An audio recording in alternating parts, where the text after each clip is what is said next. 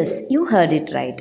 ಇವತ್ತು ಒಂದು ಸೂಪರ್ ಟೇಸ್ಟಿಯಾಗಿರೋ ಮತ್ತು ಆರೋಗ್ಯಕರವಾಗಿರುವ ಸಿರಿಧಾನ್ಯದ ಉಂಡೆಯನ್ನು ಮಾಡೋಣ. ಸೊ ತಡ ಮಾಡದೆ ಹೇಗೆ ಮಾಡೋದು ಅಂತ ನೋಡೋಣ ಬನ್ನಿ.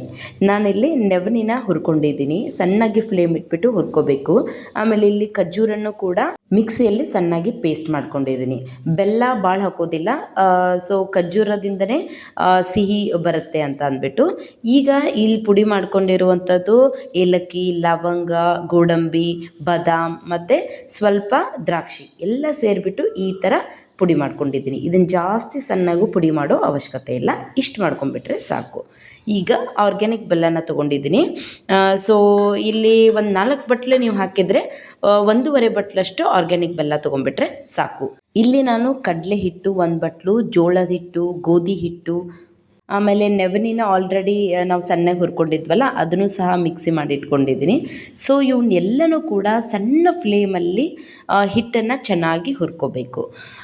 ನನ್ನ ಹತ್ರ ಆಲ್ರೆಡಿ ಹಿಟ್ಟು ಇರೋದ್ರಿಂದ ನಾನು ಜಸ್ಟ್ ಹುರ್ಕೊಂಡು ಉಂಡೆ ಮಾಡ್ತಾಯಿದ್ದೀನಿ. ಮೇಡಪ್ಪ ನನಗೆಲ್ಲ ಮಿಕ್ಸ್ ಬೇಕಂದರೆ ಏನು ಮಾಡಬೇಕಂದ್ರೆ ಗೋಧಿ, ಜೋಳ, ನೆವನಿ, ಅರಗ ಅವೆಲ್ಲ ಇರ್ತಾವಲ್ಲ ಎಲ್ಲನೂ ನೀವೇನು ಮಾಡಬೇಕು, ಸಣ್ಣ ಫ್ಲೇಮಲ್ಲಿ ಹುರ್ಕೋಬೇಕು. ಆಮೇಲೆ ನೀವು ಗಿರ್ನಿನ ಹಾಕಿಸ್ಬಿಟ್ರೆ ರೆಡಿ ಆಗಿಬಿಡುತ್ತೆ ಈಸಿಯಾಗಿ.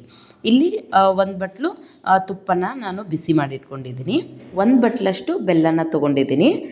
ಅದನ್ನು ಹಾಕಿಬಿಟ್ಟು ಒಂದು ಸ್ವಲ್ಪನೇ ನೀರು ಹಾಕಬೇಕು. ಬೆಲ್ಲ ಕರಗೋ ತನಕ ಅಷ್ಟೇ. ನೋಡಿ, ಸ್ವಲ್ಪನೇ ನೀರು ಹಾಕಿಬಿಟ್ಟು ಬೆಲ್ಲನ ಕರಗಿಸೋಣ. ಬೆಲ್ಲ ಜಸ್ಟ್ ಕರಗಬೇಕು, ಆನ ಎಲ್ಲ ಬರೋ ಹಂಗಿಲ್ಲ, ಜಸ್ಟ್ ಮೆಲ್ಟ್ ಆದರೆ ಸಾಕು. ಈಗ ಇಲ್ಲಿ ಖರ್ಜೂರ ಹಾಕ್ಕೊಂಡಿದ್ದೀನಿ ಪೇಸ್ಟ್ ಆಗಿರುವಂಥದ್ದು, ಮತ್ತು ಎಲ್ಲ ಹಿಟ್ಟನ್ನು ಹುರ್ಕೊಂಡಿದ್ವಲ್ಲ ಸೊ ಅದನ್ನು ಕೂಡ ಹಾಕಿದ್ದೀನಿ, ಮತ್ತು ಗೋಡಂಬಿ, ಬಾದಾಮಿ ಪುಡಿಯನ್ನು ಕೂಡ ಹಾಕಿದ್ದೀನಿ. ಇದಕ್ಕೆ ತುಪ್ಪ ಜಾಸ್ತಿ ಬೇಕಾಗುತ್ತೆ. ಸೊ ಚೆನ್ನಾಗಿ ತುಪ್ಪನ ಹಾಕಿಬಿಟ್ಟು ಇದನ್ನು ಚೆನ್ನಾಗಿ ಮಿಕ್ಸ್ ಮಾಡ್ಕೊಳ್ಳೋಣ.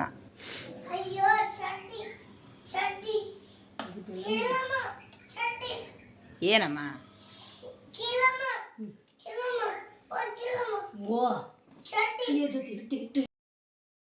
ಆಮೇಲೆ ಇದನ್ನು ಕೈಯಿಂದ ಚೆನ್ನಾಗಿ ಮಿಕ್ಸ್ ಮಾಡ್ಕೊಳ್ಳೋಣ.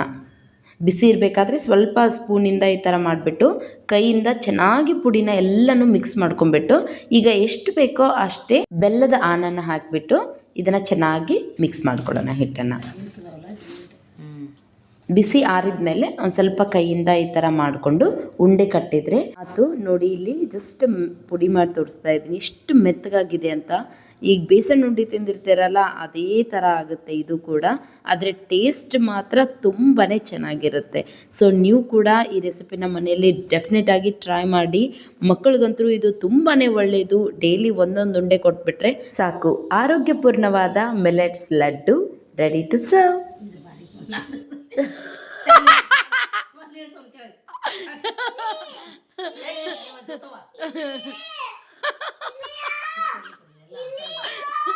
ನಿನ್ನ ಹುಚ್ಚಿ ಮಾಡ